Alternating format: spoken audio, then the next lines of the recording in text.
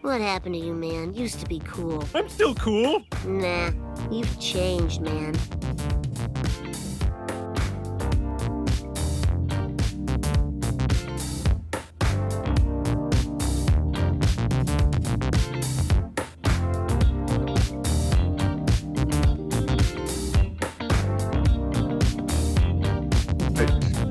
Okay, we're recording. Oh. What's up? What episode is this? We are now on episode 5. Number 5. Johnny 5 alive. So how you been doing? Living. What are you gonna say right now? Livin. What were you gonna say? You're gonna say, dude. What were you gonna say? Our friend Marcus told me he's going to be living in Austin for a while for a job. He's still doing plumbing? Yeah. That's cool. He wants us to go up there and see him. Oh, man. It'll be 3 days lost. No days. All right. Episode 5. No movie this time. Oh, we can do that again. No, that's couldn't cool. think of anything. Did you watch part 2 of the FP? I saw bits and pieces of it. It's off the I chain. haven't gotten back around to watching it because I got some movies in that I needed to watch. I finally watched the Fog, which I really enjoyed a lot. The original? Not the Fog. What am I talking about? The Lighthouse. Oh yeah, that one was good. I liked it a lot. Dude, I'm telling you, that guy, Robert Pattinson, yes, he was in those sexy vampire movies, but he is a really good actor. He is a really good actor. He's good in this movie. He's good in this movie called Damsel. He's good in the Saft Good Times. He was so good in that one, dude. I think he's one of the best of his generation. I haven't seen High Life. That David Lynch movie he did. He did? Which David Lynch movie? It was like... Hold up. Let's look it up. I actually have a computer next to me right now. I finally logged back into Letterboxd. Are you using it? Yeah, I'm using it. Since the last time we did our podcast, I've watched 46 movies. You got to use it that well. I've seen a lot of good documentaries. Oh, not David Lynch. David Cronenberg. Sorry. Was it the one where he's in the limo? Yeah. Cosmopolis. Oh. Is that that's not the same. No, I'm not thinking about the same guy who did Atrocity Exhibition and Crash, J.G. Ballard. I don't think it's the same guy. I'm thinking High Life or High Rise. Oh, J.G. Ballard's an author. Yeah, I know, but I'm thinking there's another movie with somebody in the limo, but it's I think it's High Rise. Oh, okay. Gotcha. Yeah, but he's really good, man. He's fair. But I'm telling you, you need to watch Damsel because through that whole movie, you're like, what is this? You think the good thing about that movie is throughout the whole movie, you think it's about one thing. Mm-hmm. And then about 20 minutes before it ends, you're like, oh no, this movie is about something completely different. It's really good. I like this girl that's in there, Mia. What's her name? Wasikowska. Yes, yeah. She was in Crimson Peak. I've not seen that movie. You're not missing much. But yeah, man, I've been slacking on reading. I started reading again. Read a book for the book club, but I've just been watching movies. Yeah, I've been watching movies too. I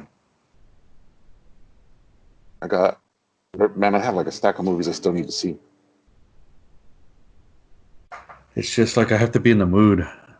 But I told you I watched. There's a documentary about the amazing Johnathan. If y'all don't know who the Amazing Jonathan Oh, is, he was I know a who that is. comedian. He was a Yeah. comedian in the '80s, and he was I can't even. I guess he was like a better version of Carrot Top. Like he would use props, but he was funnier. That's not saying much. Well, but I always liked him. But they did a documentary on him because apparently he found out he was dying. So this guy's like, oh, it would be a good idea to make a documentary on him. And I went into it thinking, oh, it's the Amazing Johnson. Oh, somebody, hey, a little bit of nostalgia. It's the guy from the 80s. I remember that guy. He was pretty funny. When I was a kid, he used to come on Showtime all the time. So it was edgier than being on HBO. And he was like a little bit more edgier because he talked about cocaine. Because he talked about cocaine and shit like that. And he was funny. And he was a good magician. He was funny. But man, this movie turned into a mind fuck. Like real fast. You're like, what the fuck is going on here? Yes. You're like, what the fuck is going on here? Because the guy's shooting a documentary, and then like 10 minutes into the movie, all of a sudden, the Amazing Jonathan's like, all of a sudden, another film crew shows up, and the Amazing Jonathan's like, oh yeah, they're doing a documentary too. He's like, what? And then another documentary film crew comes in, and then another documentary film crew comes in. Dude, you have to see it. I know you would probably never look twice at it, but I was pleasantly surprised towards the end. You're like, what the fuck just happened? I just Googled him. I remembered his face. He looks pretty rough I now. remember him from the 80s. Yeah, he looks pretty rough now. But oh man, it was crazy. There's a documentary I want to see called Cursed Films. It's on Shudder, but it's about all those movies that they said were cursed, like Twilight Zone and everything that just had something bad happen on the set or to the actors. I saw that. Is it a movie or is it a series? It's a documentary. I think it's only one. I think it's just a documentary film. But what's funny is I was thinking the only reason I want to see it is because back in the day they were showing like the curse of Poltergeist on on the TV. Yeah. But they were really reaching with like the stuff they were trying to tie to Poltergeist. Like it was like the my brother saw it too, and he said the same thing because I was watching it like, this is so stupid, because it's like the costume designer 9 years later had a blowout and he drove off a highway. The curse of Poltergeist. I was gonna say that they made 3 fucking movies. She was in the little girls in all 3 movies. Then it's like the gaffer 27 years later had a heart attack. The curse of Poltergeist. And you're like, what the hell? Like, did you run out of movies to talk about? Just making shit up, but yeah, but if you go back and watch the documentary on the Poltergeist movies, it seriously goes into that territory where you're like, I'm gonna have to watch that tonight. This was like 15 years later. This person had made other movies. The woman who served craft services now is lactose intolerant. The curse of Poltergeist. That's man, it was dumb. Yeah, I keep seeing that on there, but I haven't checked it out. Have you seen that one? What is it? Blood Ties, isn't it? What is it called? I have it up right now. The one I sent you that link for on Insta looks nuts, but I haven't seen it. Did you get to see it? Yeah. I want to look at it. What is it called? I have it up here somewhere. On that Cursed Movies too, they talk about Brandon Lee, which I kind of wanted to see that because they have some of the people that actually saw him die. That's one thing I wanted to talk to you about. I don't think that movie holds up. That's the one movie I watched during the quarantine. Yeah, I don't think it holds up.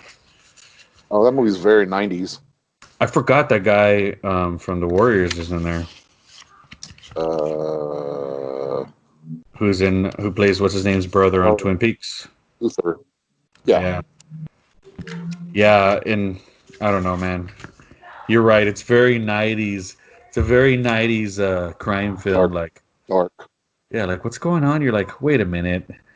Like, let's just skip the story and get right to the violence. That was like when the mid the mid to late '90s went like very darker tone in music and darker tone in movies, and everything looked very like Kafka-esque.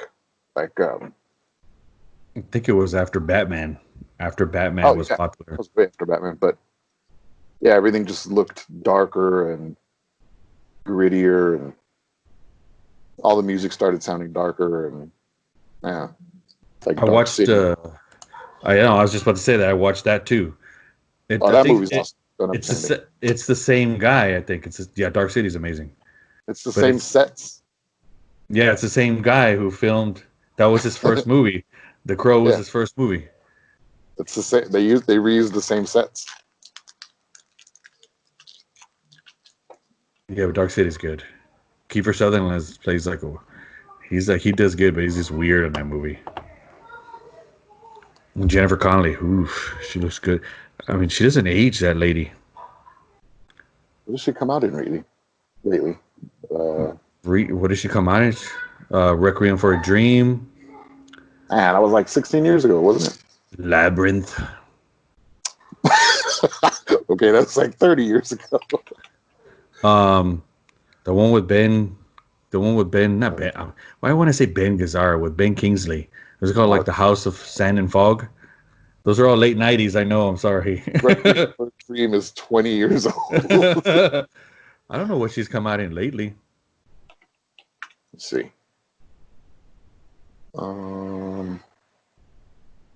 Those jazz songs are really good in Dark City. Maybe she's like retired. She was in Alita. Battle Angel. That's right. Oh, she was in Noah too, which is so. Oof. I don't know what that guy was thinking in that movie. Aronofsky. He's made a few turkeys. Pie? Like that one. You saw Pie, right? The Fountain. I have never seen that one. I saw Pie. So lucky. And then Requiem for a Dream. I've never seen that one. You never seen Requiem for a Dream? No, I've seen Requiem for a Dream, and I've seen Pie, but I've never seen The Fountain. Oh, The Fountain's horrible. Seen The Wrestler, Black Swan? She was in Black Swan? Oh, no. I'm just saying Darren Aronofsky. Oh, Black Swan's good. I've seen that one. Oh, and then Mother Blue. Oh, yeah. They made a big old stink about that, right? Was that Jennifer Lawrence? Yes. Trying to see what else I saw. Oh, The Dark Backward. Yes.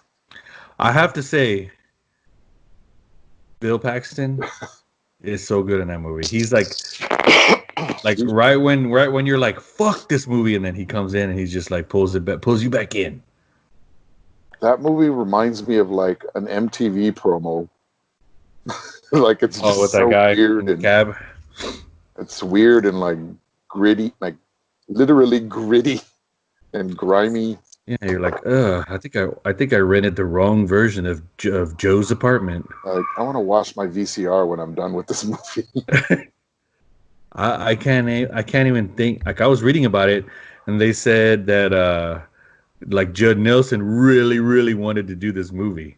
Like it was like a pet project of his. I'm like, why? So if you've never seen this movie, Judd Nelson has a third arm. It's on Prime. It's growing out of the middle of his back. Yeah, I like busted my ass finding a copy of it. It was on Prime the whole time. Dude, I have a copy of it. I will let you buy it. Socially distancing, giving it to you. And then Near Dark. Have you seen Near Dark? The vampire movie? Yes, with Bill Paxton. Yes. That one was all right. That's Catherine Bigelow. You know, there's so many people that love that movie. Really? And I am not a fan of it. I It's don't like hate it, but I don't think it's like great. I mean, it was okay. What did I say? Yeah. What did I give it? I gave it 3. I gave it 3 dots on Letterboxd. 3 dots. Yeah, it wasn't bad. Like, I don't know. I was in a Bill Paxton hole. I saw that one, and then I was like, well, I mean, I think I looked up like what do people consider like the best alternative vampire movies, and that came on a lot of lists. I was like, I'll check it out because all the other ones look creepy. Um, the one that used the Portishead's music, Nadja. Have you seen that one? Ah, Joe. Nuh-uh. It's like a low budget vampire Nadja. movie, but it uses the music it uses a lot of songs from Portishead's first album. Hmm. Yeah, that was all right too. But I mean, it was all right. It wasn't like I can't see it as like a cult. It's just it's different. It's like Um, I don't know.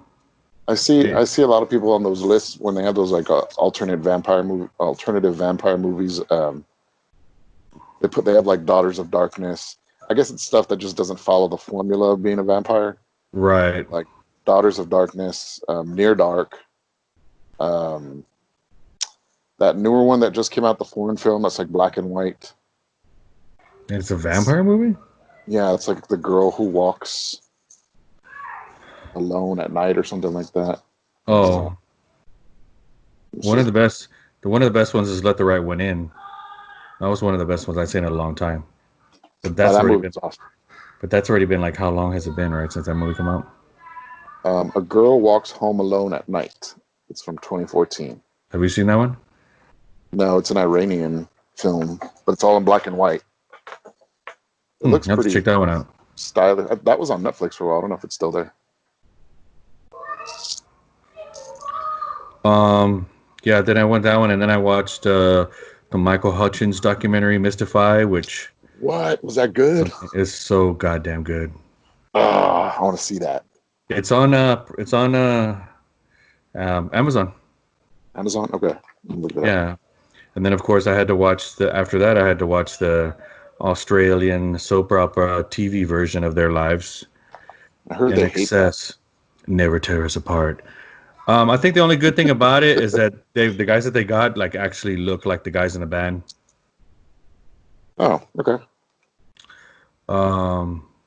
Then I watched a movie called Braniac about this band from Ohio, like back in the 90s, and like they had all these people like talking about Braniac, like Hissing Braniac. Prigs, Yes. Hissing Prigs and Static Couture. Yeah. I have that album. I've never heard of them, and like all these people on there, like all these people, like Braniac's amazing. the guy from Tar Teenage, right? From At the Drive-In, and what do you call it? Is on there talking about him. What's his name? The one with the hyphenated name. Cedric Bixler, Zavala. Yeah. It was sad, that guy. Well, I'm not gonna spoil it. I mean, come on. I guess it's not really a spoiler if you don't know how he died by now. But the guy, he bought that car and it had a hole in the back, so he's basically suffocated himself to death with the exhaust. It was like an old, old like Mercedes. Talking about Michael Hutchence. No. It was on the news, Mark. Yeah, Michael Hutchence was good. I watched a documentary called "Pick It Up" about the third wave of ska. It was that was very 90s, and that was very like those guys are like, I wish ska was still here. What bands were considered third wave? Like not Badfinger, like Goldfinger, like Real Big Fish, Saving Ferris, bands like crap. That. Well, you said it. I didn't want to say it out loud. I'll stand by it. Oh man, that was horrible. Yeah, there was a lot of guys with Hawaiian shirts on that, and like we're really into ska music. That reminds me, I ran into my old record store manager. From Blockbuster? I hadn't seen him when I worked at Blockbuster, West Side Warehouse. I hadn't seen this dude in years, and I saw him walking by, and I just said, "Paul," and he looked at me and he was like, "Drew?" I was like, "Yeah." So we started talking. He's a lawyer now. He was telling me, he was like, "Dude," he's like, "I remember you used to walk around and you were just like so goth and dark." I was like, "What?" He said, "You would just like walk around the whole store, and like you were just cool and quiet and dark. And I was like, I don't remember that at all. He was like, yeah. He's like, because and I would come into the store, and we always had to have like 5 different types of music playing on the overhead. So like rock, R&B, lounge, I don't know, country, something. And he was like, I could always tell when you were working because I'd come in and it would just be like distorted noise going on. He was like, what is this? And he's like, oh, Drew's working. All right, that makes sense. Who's good do? She's a lawyer. You should tell him you sold out, man. You sold out. The reason I mentioned it was because all that ska stuff was flying off the shelves when we were working there. Yeah, we were talking about like there's a girl in my book club, like she's really into it, and I was like, hey, I finally watched that. She's like, you did? She goes, wasn't it so great? I was like, well, it was very 90s. I go, it reminded me when I went to the very first MTV Sports and Music Fest at Zilker Park in Austin. Yeah, because Real Big Fish was there, and yeah, I don't know. I mean, I like that Goldfinger, like that one song Goldfinger here in your bedroom, but I don't know. Like I don't. Is the Aquabats in there? Yes, they were in there. I didn't know that guy from Blink-182 was in Aquabats. The singer from Aquabats is from Pretty in Pink. What guy from Pretty in Pink? The guy, like in the movie? Yeah, the kid that's stealing records and she shoots him with a staple gun and it hits him in the eye. Really? And he says, "You missed my eye by an inch." She's like, That's the lead singer of the Aquabats? Yes, sir. Look it up. Well, they're still going strong, Drew. Just to let you know. He's living off that fame still. Well, because they also went on Yo Gabba Gabba too. I'm starting to think he's the one that created Yo Gabba Gabba, but that might not be right. He's it? Okay, yeah. So he's the same guy. So Yo Gabba Gabba, I think Yo Gabba Gabba was great. The girls loved it when they were little. But yeah, East liked it, but now she's in 7th grade. It's like I don't know. It's like I don't know. That was a weird time because they were, and it was true. They were talking about like as fast as it got popular, it went out just as fast. Next thing you know, people were like, "Fuck that music," and then all of a sudden it was weird fucking swing music real fast too. Remember like Voodoo Glow Skulls? Dude, you remember we went to that swing night on St. Mary's at that place that burned down? Oh my god. God, we were trash. I was like, please don't be wearing the zoot suits. Please don't actually have any zoot suits when we walk in here. Dude, I remember we went there and they were trying to do like swing dancing, and I was like, oh man, thank God I'm goth. Just kidding. I didn't say that. I would never say that. Thank God I only dance for money. Yeah. That was around the time I was working at the record store, the swing. But that's when like the rise of pop music came back. Like where anything could be pop. Yeah, anything could be pop, and everybody loved it. And I don't know, I didn't like it. Some of it was all right, but I don't know. It just reminded me of the 90s like so much. Like all of a sudden these past few weeks, like the 90s are coming back. Yo, you know what's weird? So whenever people talk about the 90s, they either like one of two things. They like the late 90s, like the pop, Britney, Christina, NSYNC shit. That might as well have been the 2000s already. But I'm like, the beginning of the 90s was just as terrible. But I like that better. Like the New Jack Swing. The beginning of the 90s was really weird. MTV Raps. Yeah, it was weird. You're right. It was New Jack Swing. It was like, I think that's when techno, when like club music was coming in. It was like the new generation of hip hop artists coming from like, like Run DMC and LL Cool J. And then you get like, the Jungle Brothers, Tribe Called Quest, Black Sheep, Leaders of the New School. I thought all that was amazing. I still do. I still think that's better than half the shit that's out right now. But I mean, you had like the club music coming in, like Snap, Black Box. Yeah. Unlimited. CNC Music Factory. Yeah, stuff like that. And then like that's one part of the 90s. And then a lot of people, when they talk about the 90s, it's usually like the latter part. Yeah, like I said, that might as well be the 2000s already. And then the middle of the 90s just sucked when like alternative music broke or whatever. 1992, the year punk broke, Drew. I don't know. I think the middle 90s were good for rock music. What? And then it all went away. It was all rock. It was all rock music on the radio. Remember the radio, kids? True. I don't know. I wasn't into rock music back then. I just remember in middle school too, like the stuff they played on the radio was like really, like you said, it was like a real weird time. Like the radio, like pop music, like in the early 90s. That's when like 90s R&B took off. Like, I mean, they even had R. Kelly, right? And then like the girls were listening to the song they used to play on the radio when I was a kid. Remember that song? I forget the name of the group, but they sing that one. B stands for Bronco. Remember that song? W bass. You're right. Yeah. They were singing that there. I was like, how do you know that song? They're like, oh, it's on Tick Snap or whatever, TikTok. It's on Tony Hawk Box. I was 19. Like, man, I was probably your age when I first heard that song too. Yeah, I don't know, man. Who sang that song? I'll find it. They were one-hit wonder guys. Young and Restless. That's what it was. There you go. That one, and then Skee-Lo, Candyman. Remember Candyman? Yep. Knocking Boots. I sang that I didn't sing it out loud, but I was singing it to myself at a church retreat. And somebody was like, what? And I said, amen. When New Edition became men.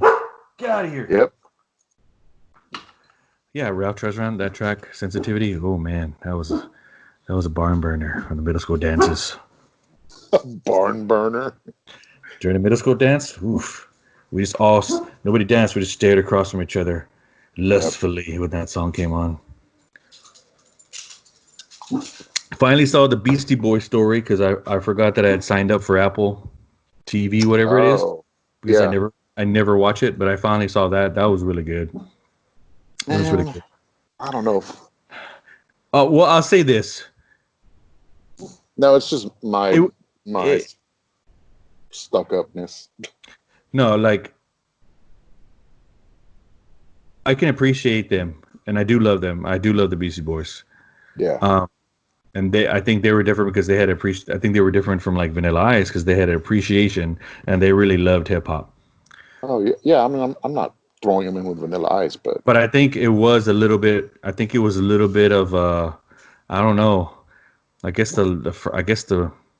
for lack of a better term, it was kind of like adult contemporary version of documentary. It was like It was like AOR to me a little bit because it was almost like, okay. Are there kids? It was almost like, are there kids in the audience? I don't know. It was a little bit. I don't know. Maybe I don't know. I mean, they are older. They're 50-year-old men. I mean, I don't expect them to act like they're nuts. But I don't know. It was a little bit watered down, but it was good. It was nice to see them talking and all that. I wish, what's his name was there, MCA, but it was good. It was good. I like those two albums, like Ill Communication and. Huh? Oh no, fine, thank you. Ill Communication and what's the other one? Check Your Head. Check Your Head. You didn't like Paul's Critique? All I know is the songs that they played on the radio during that time from there. Which, I mean, I know they said that album bombed and didn't do well, but I remember hearing those songs here in San Antonio on the radio. But after a while, they just got too, and more power to them, but they just got too benefit-y. Like, this is free to bet. Well, that was MCA, yeah, because he married that girlfriend there, because he got into that. At the time, too, I was kind of like, man, rock and roll should be dangerous. Like, not raising money to feed orphans or shit like that. and that's what happened to Rage too. I think that's what happened to rock in general. Rock just sucks now. It's terrible. It's not dangerous. The last time I saw Rage was at South Park Meadows, That was the whole when Wu-Tang was supposed to show up. I was waiting for a ride to happen. And yeah, like they played for exactly an hour, and like almost every song after every song, I'm like, dude, please just start playing. They were talking about the Zapatistas. They had a lady walk up there. Yeah, this I get it. Hey, it's great, yeah. but can you leave it to afterwards? Set up a booth. I can find out on my own. Pamphlets. Yeah, I kind of want to rock right now and beat some people up. I'm not at Lollapalooza. Thank you very much. Yeah, but I mean, it was good. It was good. Nothing I didn't know already. Maybe that was it, because it's not like it's nothing I didn't know already. Did you see like some of those conservatives were freaking out because Rage's music was becoming popular again, and I guess they were finally realizing what the lyrics were about or whatever. So stupid, man. And I was like, how could you not? How have you been listening this long and you haven't pieced it together? Stupid. But I don't know. I didn't want to talk about that right now. I watched the Duran Duran concert videoed, recorded by David Lynch, which was a little trip. Is that? Yes, there is a concert filmed by David Lynch at Duran Duran. It's on Amazon. It's called Duran Duran. Unstaged. Directed, unstaged. And it looks exactly like you would think a David Lynch concert recording would look like. I was like, do they sound good? They sound good. They had a lot of guests on this one. They had a lot of guest singers with them. Oh, okay. They had Gerard Way from My Chemical Romance sing with them. I don't know where they got them. Good God. No, I saw. Oh, speaking of David Lynch, I saw his Rabbits film. Oh, the TV show. The TV show came out on. They're the ones YouTube. they're the ones that are from Inland Empire, right? Yes. Yeah, it's Inland Empire. So he this is sanctioned by him, like he did it. Yeah. Is it using the same laugh track and all that? Yeah, I didn't realize that was a set that he built in his backyard or something. What? And everybody who's doing the voice is actually in the rabbit costume. So really, like the voice that Naomi Watts is doing, she's actually playing that part dressed up like a rabbit. That's crazy. That sounds about right. Yeah, that's on YouTube. Yeah, if you haven't seen Inland Empire, you have to get yourself ready for that movie. Oh man, that movie. I finally saw my dad's always like, have you seen that documentary about Bill Withers? Have you seen it? I finally watched it. It's called Still Bill. It was really good.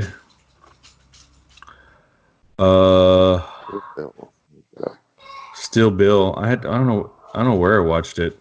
I think I had to download it. So the documentary they put out on Epix called Laurel Canyon.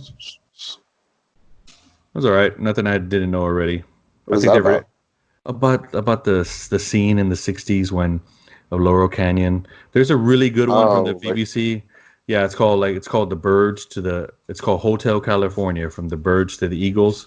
So it basically tells a story of like the first bands that moved out to Laurel Canyon all the way into the Eagles. Is that in Malibu?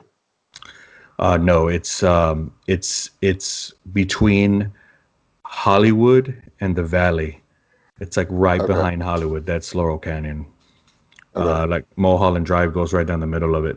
But I think they're already beating that into the ground already, because that documentary came out a long time ago. It was really good. And then Jacob Dylan, Bob Dylan's son, did another one called Echoes in the Canyon. And now they did this one. I'm like, okay, that's enough already.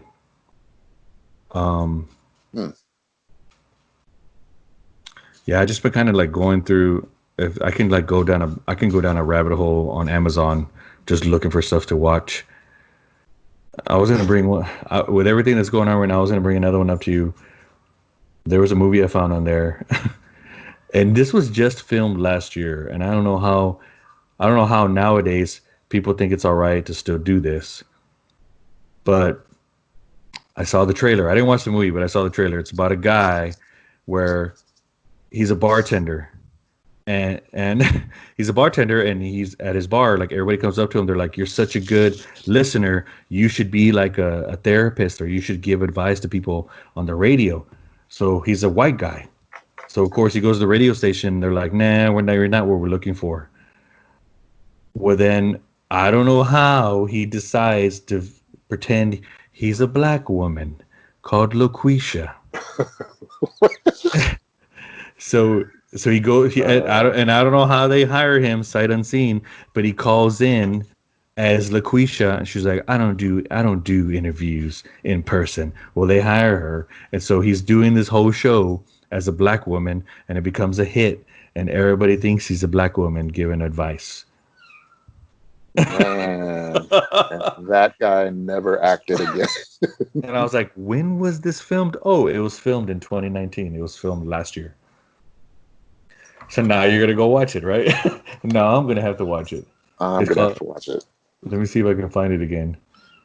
It's called Loquisha. Yeah, that's why people were like, "How do you find these movies, Mark?" I was like, "Because I have absolutely nothing going on in my life. I browse Prime Video for hours on end." Oh, I found it. Did you find it? Yeah. This is ridiculous, dude. Oh man, the commentary videos on YouTube Is it? are insane. Oh yeah. Oh, I just noticed the cover of the poster. This guy has another movie called The Test.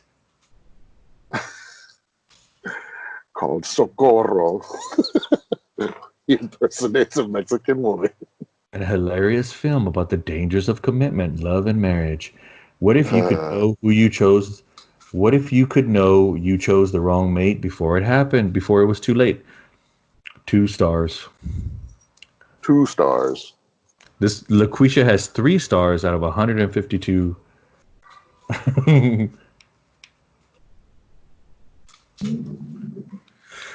Yeah, that one, and then another gem I found on it, which you'll probably think it's the stupidest thing you've ever seen.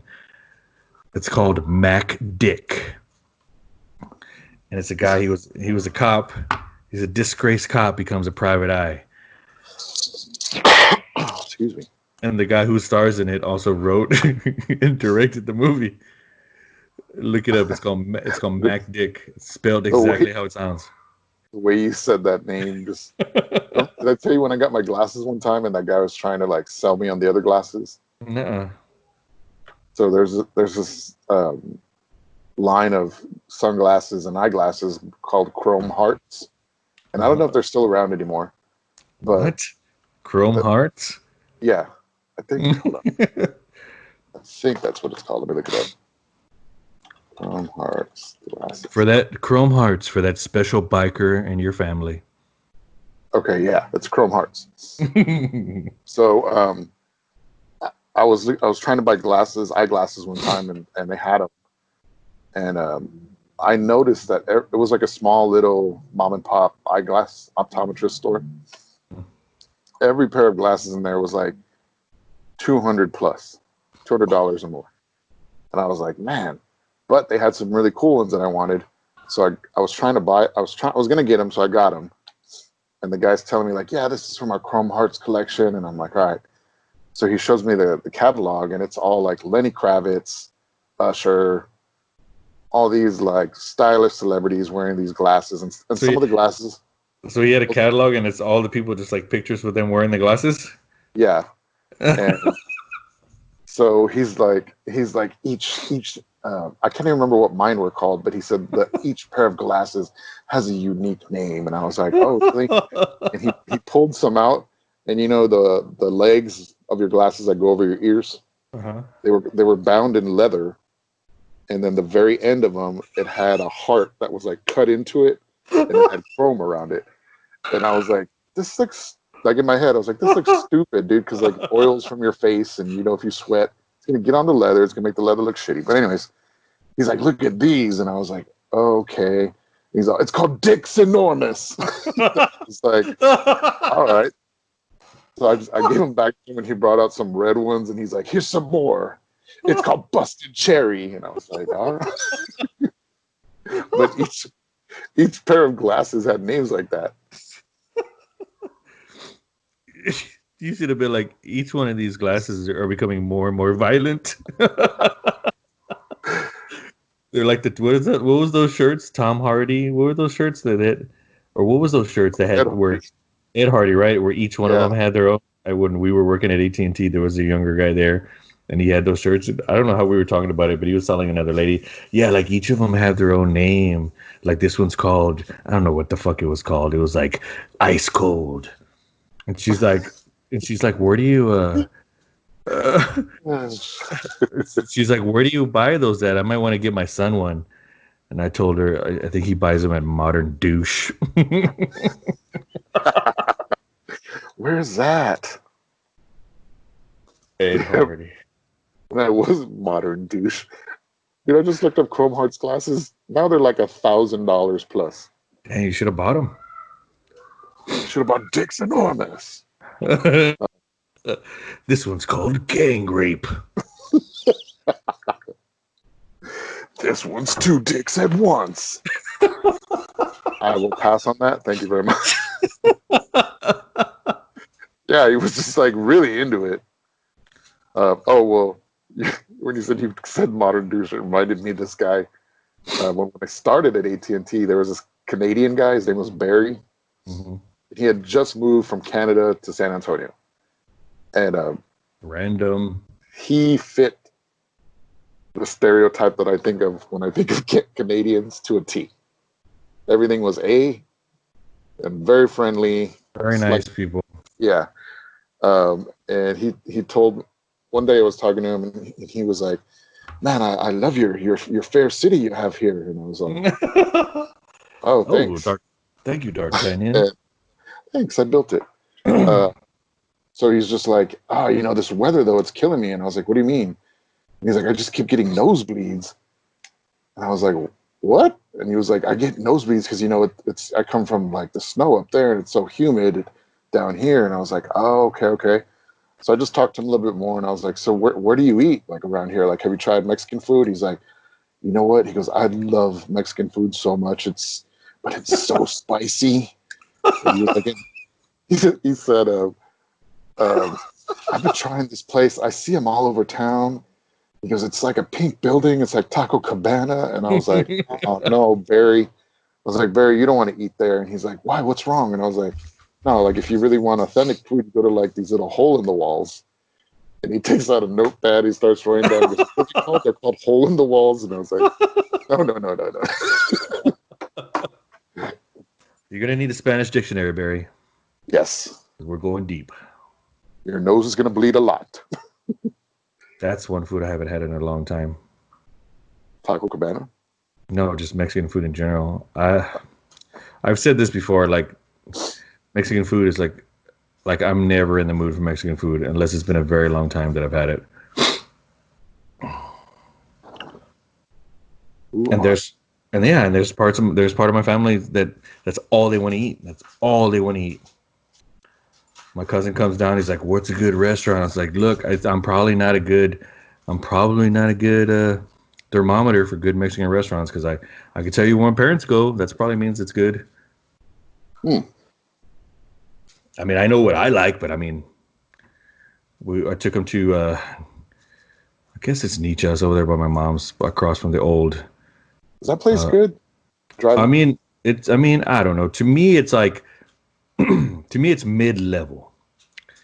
Oh. It's almost fast food, but it's not because they're a big operation. It's almost like Don Pedro's, Don Pedro's is not a hole in the wall anymore. And Nadja's, I mean, it is big, but it's not that big. It's almost like when they get a little bit too big, you're like, all right, pack it in. So it's not bad. My parents eat there all the time. Okay. But it's not like a hole in the wall where it was built into an old Whataburger, Oh, that place rocks. Yeah. It's just I like the tortillas that leaves a little film on you, and you can't find that a lot of places. Yeah. There used to be a place when I was a kid called Lupita's by my grandma's over there on Pecan Valley, and then chain? No, it was just a little place called Lupita's. It used to be next to this bar called The Trap. I know where The Trap's at. My brother would be like, "What's that?" And my mom would be like, "That's no place." My grandma would be, "That's a social club." A social club. Um, Be and then they social. moved it, and then they moved. Well, I don't know if they particularly moved it. I always thought it's probably the same ladies that work there or guys that work there, but there's another one down the street closer to Goliad, where it used to be a Handy Andy, and now it is finally an HEB. It's like in a little corner there. Oh yeah. It's called El Rancho, and that's the only other place that I can find that still has those like the tortillas that way. It's don't mistake it for That's, Rockies. Rockies is across the street, but this yeah. one's in the parking lot of the HEB, and it's called El Rancho. And it's good when all they speak is Spanish. And the jukebox won't stop playing. Yeah. Um, But yeah, man. I don't know. I just oh no. Lupita's. There was one on Callahan, but I think there was a few others, and I think they were part of a chain. And I used to skip first period in high school and go get tacos from there. No, I didn't. If my mom's listening. Everybody always at work. Everybody would also talk about that one. What is it called? It's kind of off of what is it? Is it medical? I think it's Tommy's. called like Data Point. It's called like Oh, Data that Point. yeah, my cousin loves that place. Okay. He lives right by there. Yeah, but I've never had it. He took me there once. It was pretty good. Oh, so back to Mac Dick. Mac Dick. It's called. The tagline is first a cop, then a detective, always an idiot. And it's not the greatest of movies. It looks well. Danny Trejo's in it. I don't know if that's a selling point for you. And Mo Collins plays the. She plays Mo Collins from Mad TV. The girl. Yeah, she Oh. plays like the head gangster, and they're like, and her name is Molten Lava because they're like now she's a gangster businesswoman, but she used to be a stripper. She used to be an exotic dancer, and he's like, "Oh, really?" And they show him a picture of her, like the way she looks now. He's like, "You have any other pictures of her, like when she was a when she was a stripper?" Um, All right, it's I'm gonna not see this. it's If not the Mo greatest movie Collins is in it, ever, I'll watch it. but the reason I like it is because this guy, he's very good at like deadpan comedy. Like he'll have like the most serious face and he just says the most absurd shit. And it made me laugh. Like the way he is, like he is a funny guy. And another tagline is shooting Mac Dick, shooting blanks since 1976. If Mo Collins is in it, I'll watch it. She makes me Yeah. laugh. Oh, and the whole thing of the movie too is like anytime something gets real serious, like if a gun gets pulled out, he always faints. Even at one point, like one of her thugs pulls out a gun and he faints. He's like, "What the fuck is it with this guy and fainting?" All right. He has a meeting on the bridge with his secretary, and like all clandestine. And when they're done, he's like, "All right." He's like, "All right, I'll see you later. I have a couple of other meetings on a couple of other bridges." This sounds like a Sledgehammer. It's a stupider version of a Sledgehammer, but like I said, he made me laugh because he has like that deadpan way of saying stuff. Like one of the little guys that does stuff for him is a little kid, and he thinks somebody's gonna be at his house to pull a gun on him. So he tells the little kid, "Hey, I got a job for you." So he puts the little kid in his car. He's like, "I just need you to drive up into my driveway." He goes like, "Here's my gun," and of course when the kid pulls up, the guy pulls out a gun. But that's on Amazon. If you're feeling saucy one night. All right. Uh, yeah, I watched that Jay and Silent Bob reboot. It was alright. I will not watch that. It's alright. Then I watched Chasing Amy. To me, Chasing Amy is his masterpiece. It's the best movie he's ever made. I don't know. Dad made me feel like really 90s. That movie came out in 90. You know what? I don't think I've ever seen that. I mean, his dialogue is not the greatest, but his sentiment is, and that's a really good movie. It's the only one that's on Criterion. That movie, I'll just say his movies, and The Big Lebowski in particular. So many of my friends were into all that, and they were like, "You have to watch it. You have to watch it." And I watched it, and I just could not get into those movies. His movies and Big Lebowski. I mean, I like the other Coen Brothers movies, but I don't know, for some reason those just Kevin Smith, his movies are good they weren't my thing. for a one-time look. Like they don't hold up. Like the original Clerks and Mallrats. When I first saw them, oh man, it was hilarious. It was like, it was cool. It was like a little bit of a breath of fresh air. Current guy. What did they say? Like he was talking about like when Mallrats came out, they're like, oh, it's a modern Porky's. It's that kind of movie. But they don't hold up. You know what I mean? Like when Clerks 2 came out, I'm like, what? But you know what? It was all right. Chasing Amy is the best one. Chasing Amy, I can watch more than once. Yeah, I'm pretty sure there's some redeeming quality in there, which is why a lot of my friends like it. But it just didn't speak to me at all. But I know what you mean. Yeah, like I have friends who are like, I go for more absurd, really absurd and off the wall, surreal crap. I think they were good for their time, but they don't hold up too much. Like Polyester cracks me up. The greatest. It's the greatest. Like, because they weren't trying to be funny. Because that's what I like. Because they weren't trying to be funny. That cracks me up. Like Waiting for Guffman, Best in Show. Those movies crack me up. I like that because it's like, you know what? Because there's people that are really like that. That's why it's funny. Big Lebowski is one of my favorite movies of all time. I've watched it. I don't think it's. I have friends that tell me so many parts from it, and they just die laughing, and I'm like, I didn't think the movie was bad, but I was just like, I don't think it was that funny. The whole movie is about his rug. That's what the whole movie is about. And that's what I like, like all this nonsense happens. It's a very good hard-boiled story. It's like a stoner hard-boiled story. That's why I like maybe that's it, because I never was really a stoner. Right, it's like they're stoner because it couldn't get annoying the way he is. The dude, to some people, I guarantee you is annoying. Like fuck this guy already. But I think John Goodman steals that whole movie.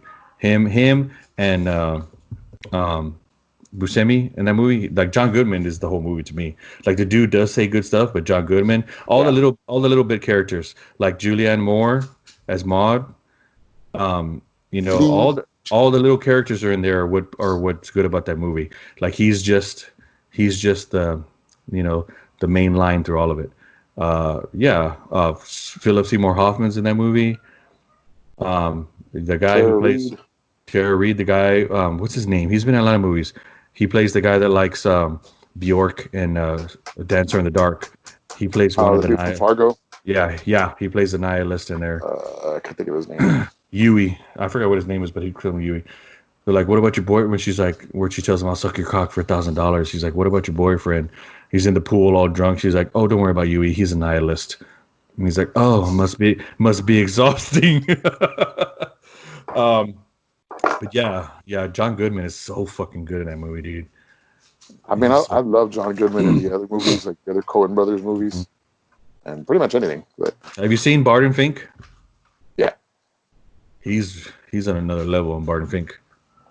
I like it. He's good in there, and I liked him in Oh Brother, Where Art Thou? Yeah, Barton Fink. I tell people all the time, Barton Fink is the only movie in history to win the best director, the best actor, and the Palme d'Or at the Cannes Film Festival. Oh, dang. I haven't seen that in a while. Is that where the hallway's on fire? Yes, that's where John Turturro, he's a playwright, and they sent him to Hollywood. Right. That's right. He accepts a job in Hollywood to write for movies, and he goes nuts because he can't write. He can't just write basic stuff. I bought Lost Highway on Blu-ray, You're gonna get you're gonna piss off David Lynch. I had to do it, man. I wanted to see it. Yeah, no. I mean, did it look good? Yeah. Well, the thing was, it was mastered from, I guess, the originals and everything, but I can't remember what happened. I was reading about it. Like they said they sent David Lynch a letter, like, "Do you want to participate in this?" And he just He was ignored him, like, right? "No," because he wanted to do everything his way, and so there's nothing else on the Blu-ray other than the movie. Not even the trailers on there. No commentary, nothing. No, nothing. But it looks great, but the sound is like, I forgot that movie is the sound is so important in that movie, and it's like conversations are almost like a whisper. Yeah. At the beginning, like when they're showing the house, and the house is very like claustrophobic and no windows, and Even when they're in the bedroom. yeah, everything's almost like a whisper, and then the music comes on and it's like loud. Yeah, when he's in the bar playing the saxophone. Until when the second half happens, when Balthazar Getty comes in. Like that's when things get a little more, like everything levels out the sound. But yeah, the first half I was like, man, I have to turn the volume all the way up, and then when the music kicks in, I have to turn it all the way down. That's the only movie I've seen that's the second movie I've ever seen where they've done that. There's a movie by I mean, if you haven't seen it, Bill Pullman plays the character for like almost half of the movie, and then all of a sudden he goes to jail, and then all of a sudden he's now Balthazar Getty. He's a completely different actor playing the same part. But there's a Louise Buñuel movie called That Obscure Object of Desire, and they do it with a woman. Like he's an older man, and he's obsessed with a younger woman, and then like halfway through the movie, the woman it turns into another woman, but it's the same character. I've heard people try and explain Lost Highway, and it's maybe it's like a Mobius strip. It's a good movie. Infinite loop. It's one of my favorites of his. Oh, I love that movie. Actually, that was the first movie he was able to use Song to the Siren by This Mortal Coil, which is a cover of Jeff Buckley, the dad. Who's it? Tim Buckley. Tim Buckley. It's a Tim Buckley song that they covered, and apparently that song has been the inspiration for David Lynch for years. Really? Like, he tried to use it in, I want to say, Blue Velvet, and then in Twin Peaks. And why? Because of the rights, he couldn't use it, or it just didn't work? They never would give it to him, and then he finally was able to use it. So he uses it several times. Actually, you have to turn the volume all the way up in the first part of Lost Highway, and you'll hear it in the background, and then you hear it. You can definitely hear it towards the end. But yeah, apparently that song has always influenced him. Oof, that's another rabbit hole you can go down. I need to watch that now. It's good. It's good. Have you ever seen any Woody Allen movies? No. What did I try to see? The one where he's a robot? That's what's weird. Like those are weird ones. Like Annie Hall. Like Annie Hall is one of the greatest movies ever made. And then I just watched Crimes and Misdemeanors. And a lot of people say like that's his best movie. That like pretty much summarizes his whole philosophy on life. And that one was pretty good. Martin Landau's in it. He's really good. That's really good. I can't remember what the other one was I saw. I saw the one where he's a robot. Those are really weird. Like those are one. Like there was one called like Banana Republic, and like he does some really weird ones in between, and then he'll do like a serious one like Manhattan and Hannah and Her Sisters. I wonder if he does like Roman Polanski would do like a traditional movie that would actually make money. To make a then movie. he would use the money to fund his next movie, which would be like a personal project. Yeah. Mm-hmm. I saw Manhattan. That's what it was. Yeah, with Muriel Hemingway. Yeah. Yeah, that's a weird one. Where he's trying to get a younger girl. So you know what I was watching the other day? What's her name? The Angie Dickinson TV show. Angie Dickinson TV show. Yeah, Policewoman. Oh wow, that's like old. That's like before your time and my time. Yeah. I was watching Dressed to Kill, and I mean she's in there. Not really doing like anything amazing, but I was like, kind of like looking at Angie Dickinson. So I went and I Yeah. saw Policewoman and I saw Big Bad Mama. Oh, I forgot about that movie. She did some pretty good things. Not like great things, but Grumpy Old Men. was that Angie Dickinson or was that Anne Margaret? I kind of get them I think that was confused. Aunt Margaret. Hang on, let me look it up. Anne Margaret is also good to look at. Yep, Anne Margaret. Let's see, Angie Dickinson. American actress. Oh, I forgot about Dress to Kill. Mark Howe. You've seen Sisters? Yeah? David Cronenberg? No, Brian De Palma. That's right. Yes, I have it. With Margot, what's her name? The girl from, Margot Kidder? yeah. Superman? Is it Superman? Yes, Yeah. Superman.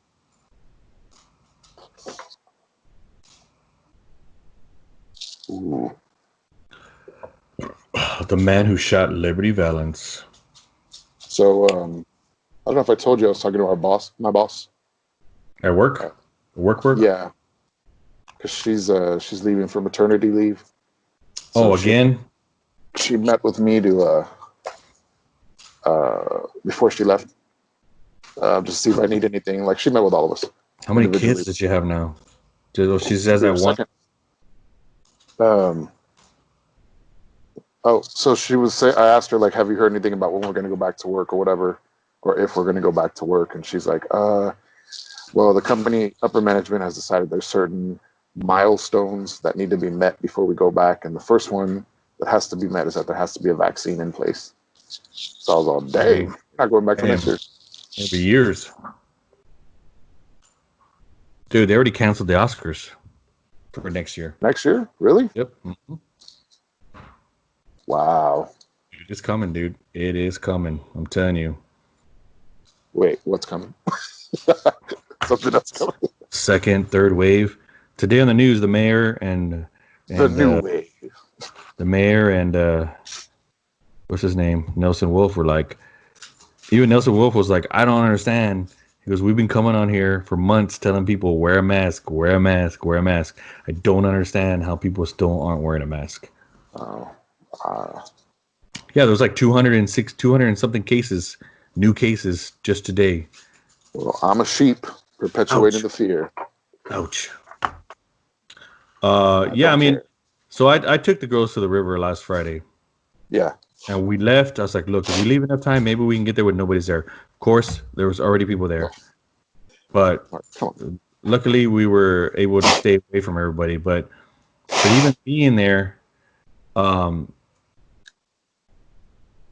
even just being there, it was windy. Nobody was wearing a mask. I'm like, I'm just getting fucking bukkakied with COVID-19 right now. You know? And I seriously had to like keep drinking to not have a panic attack. Yeah, I've let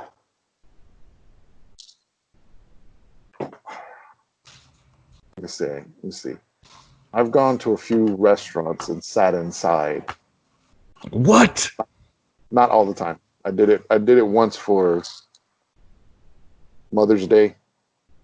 Was it Mother's Day? No. Okay. Mother's Day we ordered out. Oh, I did it last week. And then I ate at a little tiny Mexican restaurant to support the lady that works there because she knows us. But they were pretty clean, I guess, with what they were doing. Mm-hmm. But other than that, I've been going to places that are outside and outdoors. I don't know. I mean, you can rewind. Everybody's going to rewind this as soon as I say this. Rewind this to our first or second episode and be like, Drew, you said. But things have changed now. We know a little bit more. For me personally, I don't want to live in my house for a whole year. Stay in my house for the whole year. So eventually I'm going to have to go out. I mean, I'm not saying I'm going to be out partying and living it up, but I can go out and be smart about it. I will say, San Antonio, the vast majority of people out, they're always wearing masks, but it is already happening. I've noticed in the last, Oh yeah. I mean, just in the last month, I've already noticed, like, especially HEB, I go in there and there are people that are not wearing masks. Oh yeah. And I will buy them. I don't really care about anybody else anymore. They can die. and I even That's overheard a couple of them that weren't wearing masks, and they were like talking to her. They're like, and their excuse was like, yeah, you can't even tell anymore where you need to wear a mask or not, so I'm just not gonna wear one. I'm like, do I really need to come to the grocery store anymore? I mean, just be safe about it. I don't know. I'm not gonna cut my hair. Although now I've been thinking maybe I should just go real fast, because then who knows how long we're gonna be shut down later. I mean, I may not be able to get a haircut for like 2 years. You can go to the dude that I use. He only lets one person in at a time, and he like disinfects everything. Yeah, but with my luck, he'll cut me, and then I'm fucked. All right, Mark. I don't know, man. I don't know. I now it's getting With to the my luck, he'll cough my into hair. my mouth. My hair has never been this long in my entire life. I know it, and it's already getting like I get in the shower and I feel like For people listening, Mark and I are on Zoom, and he looks like a member of the Baseball Furies from the movie The Warriors. I'm telling you, I'm going for my all-time, the haircut that I've wanted since I was 7 years old. Kyle MacLachlan in Dune. That's the haircut I've wanted. Fear is a mind killer. Yeah, I should just repeat that over and over when I'm getting my haircut. Fear is the mind killer. Oh man, I saw that. I was watching that Jodorowsky's Dune. Mm-hmm. I didn't see it. I've never seen it on TV. I saw it in the movies, but seeing it on TV allowed me to put the subtitles on so I could understand what he was saying Oh a bit. my God. He has such a heavy accent. But when he's talking about that, they eventually didn't make the movie Dune. He had not wasted, but he had spent so much of the studio's money, and then they gave it to David Lynch. And he says, I didn't want to go see the movie because that was my personal project. He's like, and then I go see the movie, and it sucks. I was like, yeah, all right, cool. But then the ending of that was cool, where it's just like all those ideas they created ended up in other movies, and you're like, oh man, that's crazy. Damn. I don't know, man. That would have been the all-time craziest movie of all time. He wanted to make drugs. That's what he said. A visual drug. His other movies are bad shit too. Let's see what else I watch. Have you never seen any of Steve Coogan, Alan Partridge stuff, where he plays like that? He plays like I can't even. I know who Steve Coogan is. He has this character called Alan Partridge that he's had for a very long time in England. It started off as like a radio guy, and then he made his own TV show, and then he went back to radio, and he's just like a he thinks he's bigger than he is.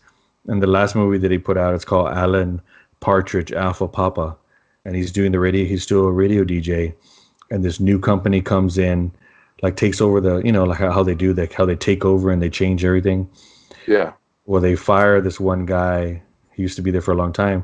Well, they're having a party for the new owners, and that guy comes in and starts shooting everything up, and he takes them all hostage. So the whole movie, he's trying to like go him in between the cops. He's trying to get the guy not to to give himself up, but it's hilarious. Like, it's that British humor that I love, where it's like like 9 jokes at a time. There's 9 jokes before. In one sentence. If you're not paying attention, you won't get it. I just recently watched, like, that's one of those movies like I'll watch over and over. Um, that Never It's a Surrender. movie? It's a movie. It's called Alan Because Partridge Alpha Papa. I looked it up and it showed something called I Am Alan Partridge, but it shows from 1997 to Yeah, 2002. that was a TV show. That movie was long. Like he would do specials. He's funny. Like He there's this was other he huh? was in a 24-hour Party People. Yeah, he That's was Tony Wilson. yeah, Tony Wilson.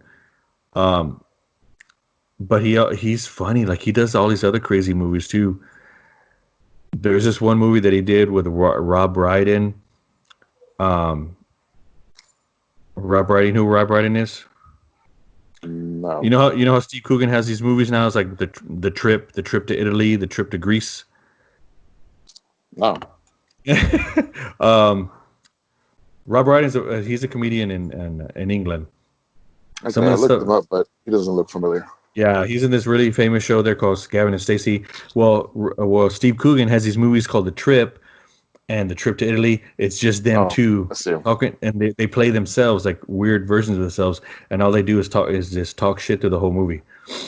But he did this other one where it's him, it's Rob Brydon's the main guy. Steve Coogan's in it, but not so later. And it's David Williams from the taller guy from Little Britain, For Britain. and it's James Corden, like one of his first things. And it's this movie, and it's the whole movie is about this cruise where Rob This Brydon is used where to. Huh? James Corden's like a teenager, Yes, and and David they're Williams is like walking him around. yeah, he's like the coordinator because the whole Yeah. thing is Rob Brydon was in this old '80s sci-fi show, and he never wants to do anything about it, but he needs money, so he agrees to go on this cruise, which is for the fans of that TV show. So he goes on there, and Oh, David Williams is like the coordinator, and it just turns into like he's like I don't want to be here, and he's just like fucking pissed off. Well, Steve Coogan was in that show as well, but he became more famous. Like at the time, he's doing a he was doing a real popular show called Sherlock in Miami. And dude, it's called The Cruise of the Gods is the name of that movie. It's really good, man. I've seen bits and pieces of it. Yeah, Um, but he does a lot of stuff like that. He also did this one show, like one-off thing, where he plays like some weird, like weirdly popular Italian pop singer, and he comes to England and he does the whole movie acting like that guy. I need to find what it is called, but he's really good. He's really funny. all right, I'm gonna look that up. What else did I see? Saw a really good documentary about. I'm telling you, I find these documentaries. There's in Canada. I got lucky enough to see this. I got lucky enough to see the real art at the Art Museum of Toronto, of Ontario and Toronto. There's Humble brag. well, he's this guy was one. He's like the very first like native modern artist there in Canada. His name is Norval Morceau. And anyways, the whole movie is about one of the guys from the Bare Naked Ladies. He buys one of his paintings from this guy. He pays $20,000 for it, right? And that museum, that same museum that I went to, they had some kind of show where like they would let artists, Canadian artists, go in there and they're like, "Hey, bring what you have, like the art that you have, bring it," and they would give you a little corner, like this is what's on Steve's wall, this is what's Oh, on wow. Jody's wall, right? And while he had that painting, he had just got that painting, and they had the painting in there.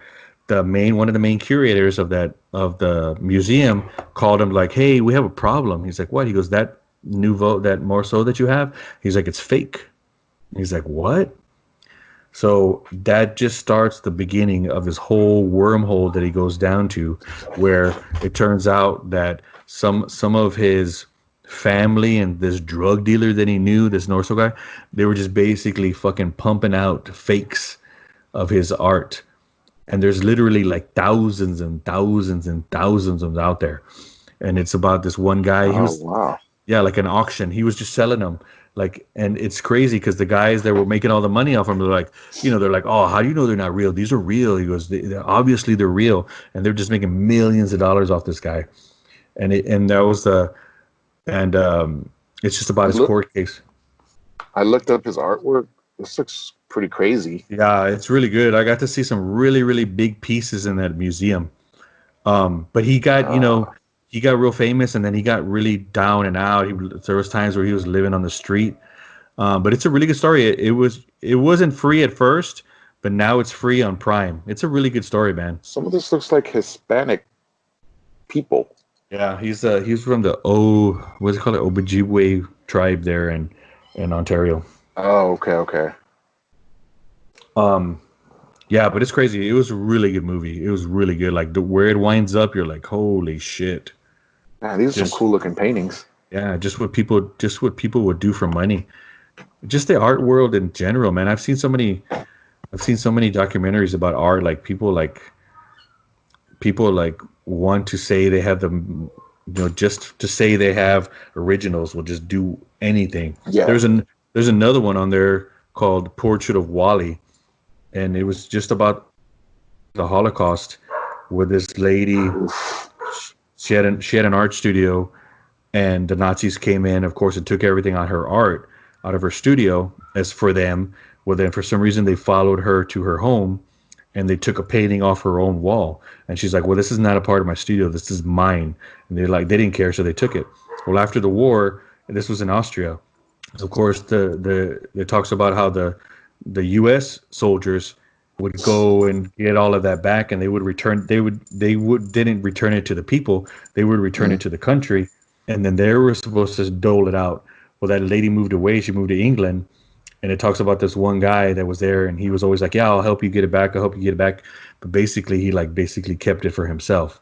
So now in the, in the late 90s and 2000s, this guy has one of the greatest collection of art in the whole world.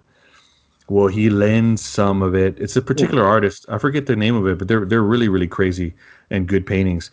But they lent it to MoMA in New York, and her family decides to be like, you know what? That painting belongs to my aunt. And there was one of the first times in America where they took people to court for that kind of the war crimes, it needs to go it needs to go back to who it needs to go to.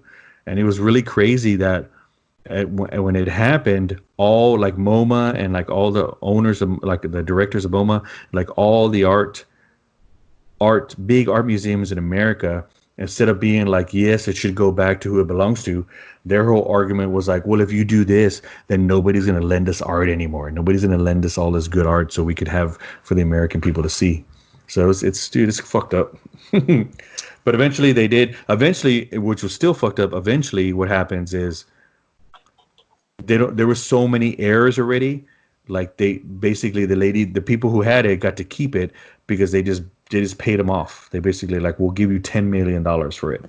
Yeah. And and so they didn't even get to keep it. They're at this point having to pay the lawyers and all that, but at the end they're at least we can say, and it's in history.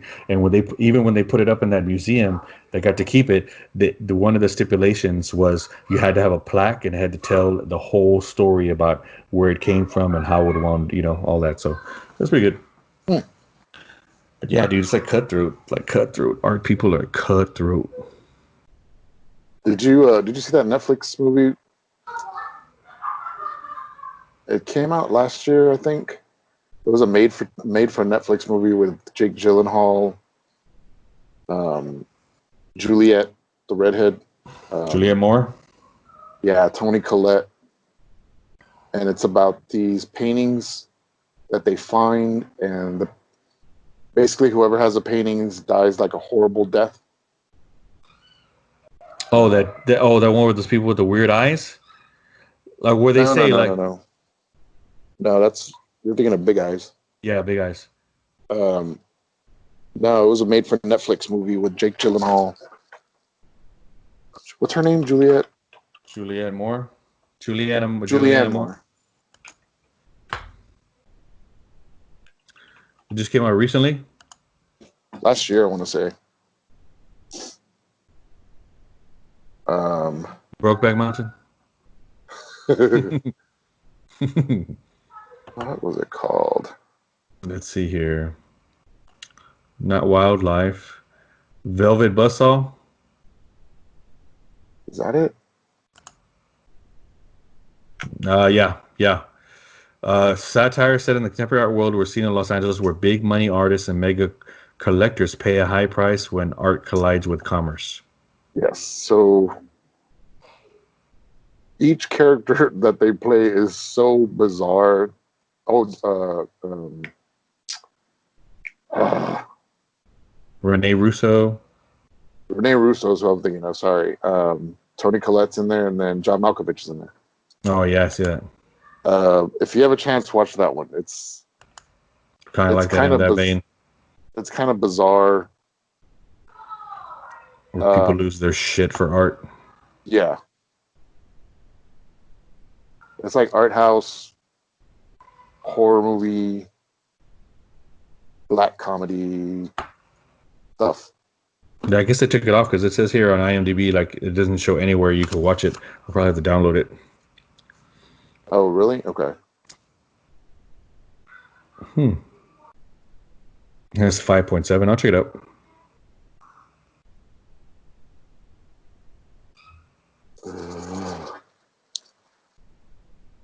Did you hear the new Run the Jewels?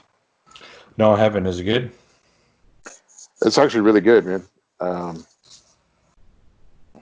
dug it. And then I went back and I bought Kim Gordon's album. When did that come out? I want to say 2 or 3 years ago. That was pretty good. And then I heard good things. remember about that band Medicine that was in The Crow? Yes. Well, they got back together like in the 2010s, and they recorded like 2 more albums. Man, those are amazing. Like, it's a little shoegazy, but it's good. I don't know why I used to get them confused with Manson. Mansun. That band sucked. That was an English band, right? Yeah. Yeah, I had a friend that liked them. I couldn't get into them that much. I used to get people mad at Borders because they're like, "Do you have the new Marilyn Manson record?" And I would show them that one. I go, "Is this the one you're talking about?" They're like, "No, Marilyn Manson." This I'm one like, with flowers on it? Oh, no, we don't have that. Oh, this is pre-Manson. You don't know anything about this. This was before the breast implants. I just remember at Borders mainly people coming in for Britney Spears, and then for the Blink 182. I forget, and for TLC. I remember I bought tickets to see Marilyn Manson on the Antichrist Superstar tour, Mm-hmm. and it was in Live Oak Civic Center, and Unity was going to go with me. So, like, I told my mom that I was going to a concert at Live Oak Civic Center. I didn't tell her what. But remember the newspaper used to have like the Weekender that would come out on Friday? She looked it up. Well, no, it was on the front page, and they were just talking about it. And she was like, "You're going to take a girl to see this?" And I was like, "Yeah, she wants to go."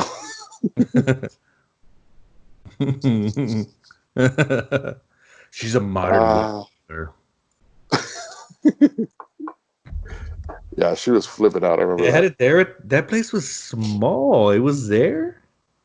Yeah, he wasn't big at that time. It was at the very beginning of the tour. Like, he hadn't really taken off. And we were pretty close. And I swear at one point he was just like pissing on himself because he had on like a jockstrap. And there was just stuff just running out. And I was like, Unity was like, "Is he pissing on himself?" And I was like, who knows? I said, I think that's the least shocking thing going on right now. I'm trying to think of the craziest thing I've ever seen concert. I guess most of the people I see aren't really that crazy. I guess the craziest one was Tool when the guy came down upside down. Excuse me. Did you go to that with me? Yeah, you and Dan and Marcus. Oh yeah. Okay. At the Verizon Wireless Amphitheater. I remember. Do you remember Anna that used to work with us at Borders? Yes.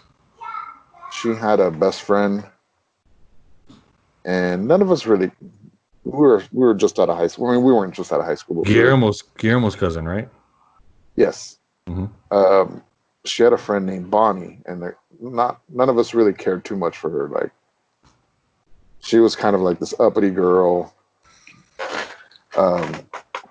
Anyways, Jenna Tortures came to town, and Anna and Adrian were like, Jenna Tortures is coming. We want to go see them. So I was like, yeah, I'm down. I'll see him. I've seen him before. So we go, and Bonnie's standing in front of me. And at one point, the singer from Jenna Tortures has this guy on a cross, like crucified. And I mean, he seriously has like nails going through his hands on a cross. And then she puts a leather, or I don't know what it was, a white colored smock on him, and then starts sewing his lips together. But so blood is just like running down the smock that he has on, and Bonnie flips out where she's just like, I can't be here anymore. I gotta go. I can't be here anymore. This is evil and blah blah blah. And we're all like, where are you going? Like, we bought tickets. They were like, we have to go because we're Bonnie's ride. And I was all, are you serious? You had to leave? Yeah. I didn't. Oh, I was gonna say, fuck you, I'll take the bus. Did you ever get to see Gore? Yes. Have you ever been able to see Skinny Puppy? Oh yeah. I've seen him like I've seen Gore 3 times. I've seen Skinny Puppy. Where would Skinny Puppy play at? They played at the Showcase. The Showcase. Sunset Station.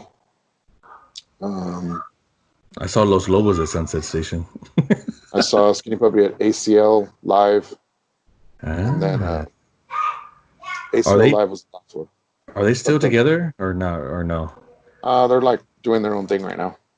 They're doing their own individual projects. And then I saw them at that place that's across from Tucker's. Is it Backstage? Oh, where we saw Mastodon. Oh yeah. What was that place called? Is it Backstage? Backstage Live, right? Backstage Live, something like that. Yeah. Jesus. My cat just farted in my face.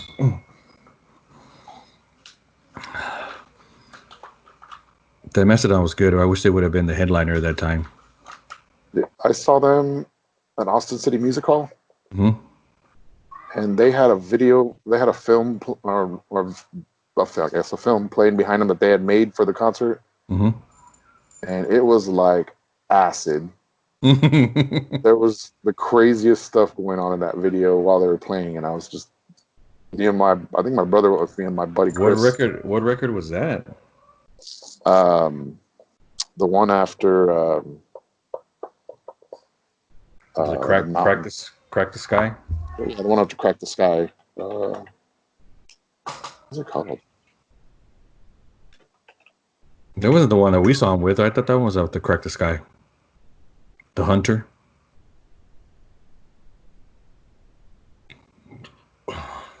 No, I thought. Okay, we saw him for the Hunter. It was Crack the Sky. That's a rowdy album. That's right. That's a rowdy album to begin with. Yeah, man, the visuals that they had were amazing. And that's why when they were going to play Backstage Live, I was like, yeah. And all they had were like green lasers. And I was like, because there was like 9 bands on there. It was Ghost, right? And there was Opeth.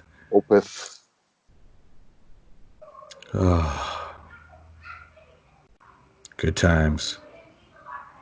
Good times. We got to see Kids in the Hall at the Austin City Music. I remember that. They put my chair right in front of the pole.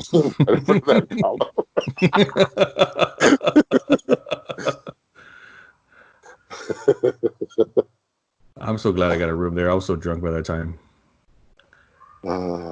They're gonna bring. Hopefully, I don't know what's gonna happen now, but they're supposed to do another show again too, another TV show. Oh yeah, I saw that. They're looking old. Kevin McDonald's looking old. He has his own podcast and he's looking rough. All right, man. We're at an hour and 30. Cool. Good podcast. We just wanted to talk, listeners, so you can sit there and listen to us talk. I miss you, Drew. How was Joe? How was Joey's? Was there like nobody there? It's dead. Did you have to lift? Did you have to lift up your mask to drink? Well, it's all outdoors. All the employees are wearing masks and gloves. Are people still like going and picking up drinks? Yes, and then everything's disposable. That's cool. I don't know. Maybe I'll go. So, I'm starting to think like I need to go do something before we get shut down again. I mean, I'm speaking for myself. I was like, I'm gonna go out. It's better to go out now for me when there's not a lot of people there. I get used to it, figure out what I need to do to be safe about it, and then. But there's still nobody there. I think I've been there about 2 or 3 times. Because now I'm like I was thinking about that today. I was like I've been sitting in this room for 3 months already. All right, man. I did go. Oh, that's what I did. I went to Half Price Books. I did go into Half Price Books to get the book club book. No, I went shopping. Like I was like looking, and I was like getting nervous, or I was like, let me get out of here. This is not comfortable. Yeah, it was one of those things like. It was almost like, oh, I only have 5 minutes to look. I need to get back ready. It was one of those kind of things. Like I wanted to look, but at the same time, I was like, I can't stay in here. I can't stay in here. I mean, I had my mask on and everything, but. Oh. But all right. All righty, sir. I'm gonna look for a movie on YouTube that we can watch. All right. Or Amazon. Amazon's got some crazy ass shit too. Oh, okay. All right, sir. Good seeing you. All right, Mark. Talk to you Good seeing you, later. man. Take it easy. Talk to you later. All right, bye. Bye.